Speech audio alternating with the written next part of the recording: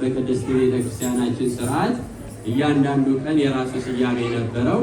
ዛሬ ደግሞ ዓርብ ነው። ዓርብ የተለያዩ ስያሜዎች አሉት። አንደኛው እና ዋነኛው የነፃነት ቀን ይባላል። የነፃነት ቀን የተባለበት 5500 ዘመን ዲያብሎስ የሰዎችን ነፍስ በሲኦል ስጋቸውን ደግሞ በመቃብር ይገዛ ነበረ በሙሉ ስልጣንና ያንን ስልጣኑን ያጣበት ዲያብሎስ የተመታበት ቅድም እንዳየነው ማለት ነው።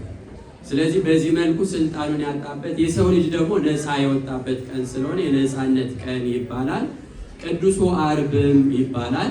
ዛሬ እንግዲህ ይሄ የቅድስናው የአዲስ ኪዳኑን የቅድስና ሕይወት የሚጀመርበት ስለሆነ ቅዱሱ ዓርብ ይባላል እና የስቅለትም ዓርብ ይባላል። ጌታችን መድኃኒታችን ኢየሱስ ክርስቶስ ለድነት ዓለም ወዶና ፈቅዶ ራሱን የሰጠበት ፍቅሩን የገለጠበት ዕለት ስለሆነ ማለት ነው።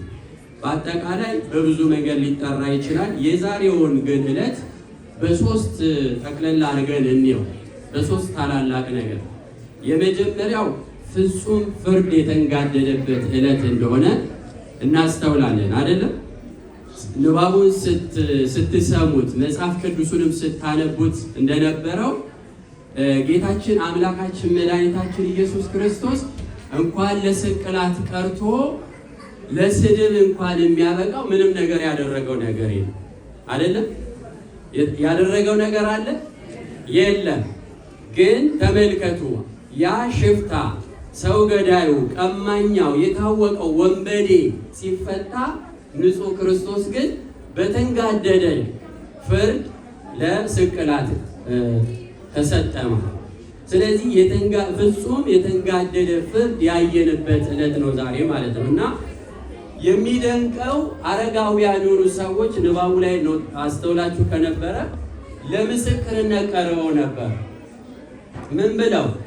ይህ ሰው ወንጀል ሰርቷል። ወንጀሉ ምንድን ነው ሲባሉ አንደኛው በሰንበት ሰው ሲፈውስ አይቻለሁ፣ ሕጋችንን ሲተላለፍ አይቻለሁ ብለው የሚመሰክሩ ሰዎች ነበሩ። እንደውም ደግሞ 38 ዓመት በአልጋ ቁራኛ ላይ የነበረው ያ ድውይ ተንደርድሮ ጌታችንን በጥፊ መቶታል።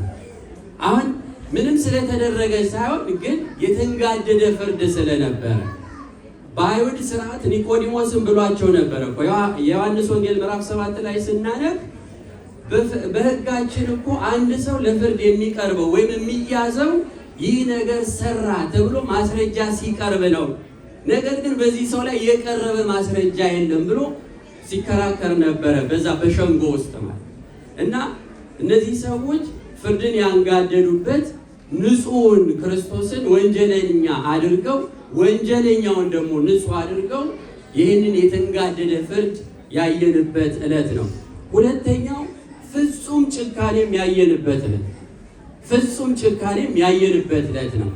13ቱን ሕማማተ መስቀል ስናስብ ጌታችን መድኃኒታችን ኢየሱስ ክርስቶስ የተቀበላቸው መከራዎች ብዙዎቹ አንድ ተብሎ 13 አድርገው አባቶቻችን አስተማሩን እንጂ ለቁጥር የሚሰለቹ ናቸው። እነዚህን መከራዎች ባሰብን ቁጥር ሕሊናን ያማታል፣ ልብን ይሰውራል። ሰው በዚህ ልክ ምንም ባላጠፋ በንጹሕ ሰው ላይ የሚያስጨክን ምን አይነት ሕሊና ቢኖር ነው ብሎ እንድናስብ ያደርገናል።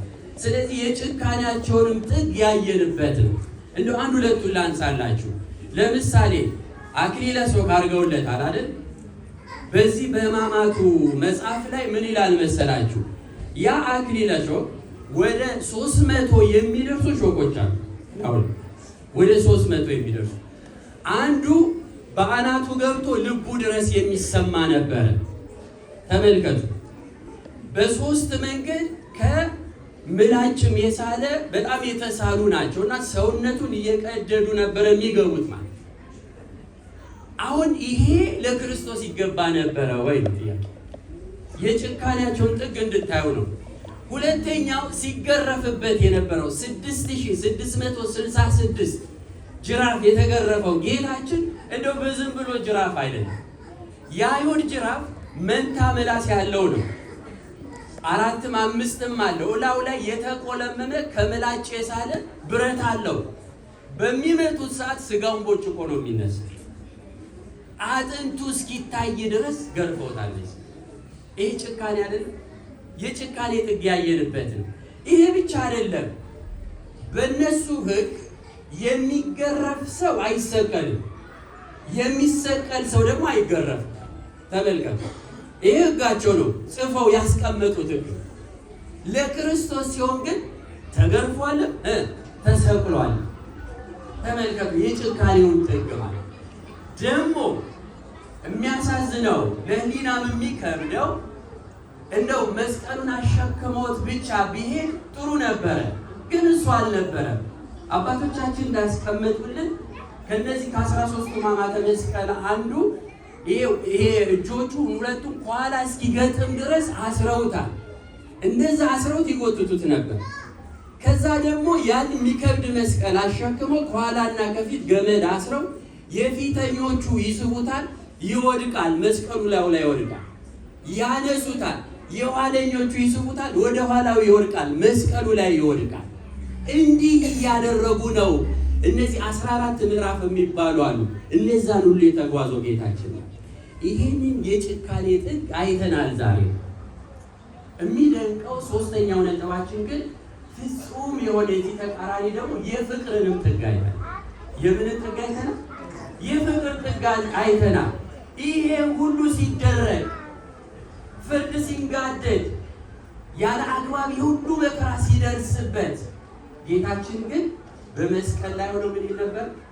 የሚያደርጉትን ያቁምና ምን በላቸው? ተመልከቱ። እንዲህ አይነት አምላክ፣ የይቅርታ አምላክ፣ የፍቅር አምላክ መስቀል ላይ ሆኖ የሚያደርጉትን ያቁምና ይቅር በላቸው ብሎ ወደ አባቱ ይለምን ነበረ። በእርግጥ እሱ የሚለምን ሆኖ አይደለም፣ አንድም በለበሰው ስጋ በተዋህደው ስጋ ሰው መሆኑ ሲያጠይቅ፣ አንድም እናንተ መከራ ቢመጣባችሁ በክርስትናችሁ እንዲህ አይነት ጭካኔ እንኳን ቢደርስባችሁ፣ ብትታረዱ፣ ብዙ ነገር ቢደርስባችሁ፣ ብትቃጠሉም እንኳን እናንተም ደግሞ እንዲህ ብላችሁ ለምኑ ብሎ ሲያስተምረን ተመልከቱ። የፍቅር ጌታ፣ የምሕረት ጌታ እስጢፋኖስ ቀዳሜ ሰማዕት ይህንን አምላኩን ተከትሎ አድርጓል። ሲወጉት ቀና ብሎ ሰማዩን እየተመለከተ ሥላሴን እየተመለከተ ጌታ ሆይ የማያውቁትን ነገር ያደርጋሉና ምን በላቸው አለ፣ ይቅር በላቸው። ተመልከቱ። እኔና እናንተም ዓይን ላጠፋ ዓይን ሳይሆን ለሚያሳድዱን የምንጸልይ፣ ለሚረግሙን የምንመርቅ፣ ተመልከቱ። ቢመቱን ቢያሳድዱን እንኳን ለነሱ የምንጸልይ መሆን አለብን። ጌታችን ዛሬ ያስተማረን ይሄ። ከሱ በላይ ማንም ላይ እንደዛ አይነት ጭካኔ አይደረግም፣ አልተደረገም፣ ወደፊትም አይደረግም። ያ ሁሉ ደርሶበት ግን የሚያደርጉትን አያውቁምና ይቅር በላቸው እያለ ጌታችን አባቱን ሲለምን እንመለከታለን ማለት ነው። ከዛ በኋላ ደግሞ ምንድን ነው ያለው? ኤሎሄ ኤሎሄ ላማ ሰበቅታኒ አይደል ያለው? አምላኬ ሆይ ለምን ተውከኝ አይደል? ይሄ ማለት ምን ማለት መሰላችሁ? አንዳንድ ሰዎች ይሄን ስላለ በቃ አምላክነት የለውም የሚሉ ሰዎች አሉ። እንደሱ አይደለም። ጌታችን አምላክ መሆኑንማ እዛው መስቀሉ ላይ እንኳን አሳየን። ምን አድርጎ? ያንን በቀኙ የተሰቀለውን ወንበዴ ምን አለው? ጌታ ሆይ በመንግስት በመጣ ጊዜ በመንግስት አስበኝ ሲለው ዛሬ ከኔ ጋር ቤት ትሆናለህ አለው። በገነት ትሆናለህ። ገነትን የሚያሰጥ አምላክ አይደለም እንዴ? ታዲያ አምላክማ ነው። ታዲያ ለምንድን ነው ይሄንን ያለው ስንል አባቶቻችን ስለ 2 ስለ 3 ነገር ይጠቅሳሉ። አንደኛው ለአቅርቦተ ሰይጣን ነው። ኃይለኛውን አስረው በኋላ እንደሚበዘብሩት ሰይጣንን አምላኬ አምላኬ ሲል የማሩቅ ብእሲ ነው ብሎ እንደለመደው ስጋውን ወደ መቃብር ነፍሱን ወደ ሲኦል ሊያገስ ሲቀር አባቶቻችን እንደሚሉን በእሳት ሰንሰለት አስሮ ጌታችን በነፍስ ደግሞ ወደ ሲኦል ወረደ። ሲኦል ውስጥ 5500 ዘመን ደጅ ይጠኑ የነበሩትን ምን አደረጋቸው? ሰላም ለእናንተ ይሆናልና የተወጋውን እጁን እና ጎኑን አሳይቷቸው ነፃ አወጣቸው። ተመልከቱ። ማንን አስሮ? ሰይጣንን አስሮ። ይህ ቃል የተነገረው አንዱ ለሱ ነው። አንድም ትንቢተ ነቢያትን ለመፈጸም ነው። አባታችን ክቡር ዳዊት በመዝሙረ ዳዊት 22 ቁጥር 1 ላይ አምላኬ አምላኬ ለምን ተውከኝ እያለ ይጸልይ ነበር። ተመልከቱ። ይህ ጩኸት አንድም የአዳም ጩኸት ነው። አዳም በሲኦል ውስጥ ሆኖ 5500 ዘመን ሲጮህ የነበረውን ጩኸት ነው። ጌታችንን በመስቀል ላይ ዳግማዊ አዳም አልተባለ። ስለዚህ አዳምን ጩኸት የት ላይ ጮኸ? መስቀል ላይ ጮኸልን። ተመልከቱ። ስለዚህ ዝም ብሎ አይደለም፣ አምላክነት ስላሌለው አይደለም። ትንቢተ ነቢያትን ሊፈጽም አንድም የአዳምን ጩኸት ሊጮህ አንድም ለአቅርቦተ ሰይጣን ብለው አባቶቻችን ይተረጉሙልናል ማለት ነው። ከዛ ውጪ አንድ ልጨምርና ልጨርስ። 7ቱ 10 መስቀልም ራሱ ሰፊ ትምህርት ስለሆነ እነሆ ልጅሽ እነኋት እናት አይደለ? ቅድም በለሃ ማርያም ላይ ሰምታችኋል አይደል?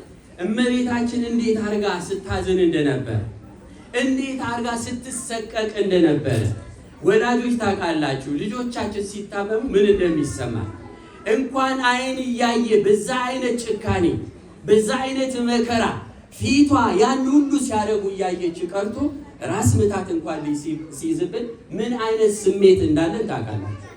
ተመልከቱ። ለዚህ ነበረ እኮ ስምዖን አረጋዊ ምን አለ? ይህ ልጅ ለብዙዎች ለመነሳታቸውና ለመውደቃቸው ምክንያት ይሆናል ካለ በኋላ በአንቺ ልብም ሰይፍ ያልፋል አላት። ሰይፍ ያላት ምኑን ነው? ይህንን መከራ ነው። ተመልከቱ። ይህ ከሰይፍ የከፋ እኮ ነው። ፊት እያየች አንድያ ልጇን መተኪያ የሌለውን እያየች ፊቷ ያን ሁሉ መልኩ ጠፍቶ እንወደው ዘንድ ደምግባት የለውም ያለ ኢሳያስ ያለው ለዚህ ነው እኮ። መልኩ ጠፍቶ ስጋው አልቆ አጥንቱ እስኪታይ ድረስ ሲገርፉ እመቤታችን እያለች። ስለዚህ በመስቀል ስር እንዲህ አለ ለቅዱስ ዮሐንስ ለሚወደው ለድንግሉ ለንጹሕ ለሱ እነኋት እናት ብሎ ለሱ አደራ ሰጠ። በዮሐንስ አንቀጽ ለእኛ ተሰጠችን ማለት ተመልከቱ።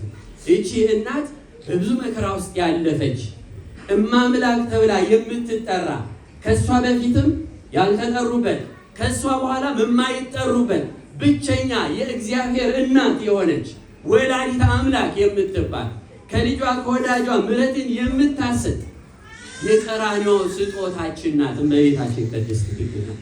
ስለዚህ እናት እናት ብሎ ለሚወደው ለደቀ መዝሙሩ ለዮሐንስ ለድንግሉ ሰጠው ብለው ሊቃውንቱ በዚህ ይፈቱልናልና በዓሉ ሰፊ ነው። ብዙውን ቅድም በንባብ ተምረናል። እንደው ለመታዘዝ ያህል ነው። ነገር ግን በአጠቃላይ የነበረው ስርዓት ራሱ እጅግ ልብን የሚመስጥ ልብን የሚነካ ነበረና ለዚህ ቀን ያደረሰን የአባቶቻችን አምላክ እግዚአብሔር ስሙ የተመሰገነ ይሁን። ደግሞም ለብርሃነ ትንሣኤው በሰላም ያደርሰን። ይቆየን።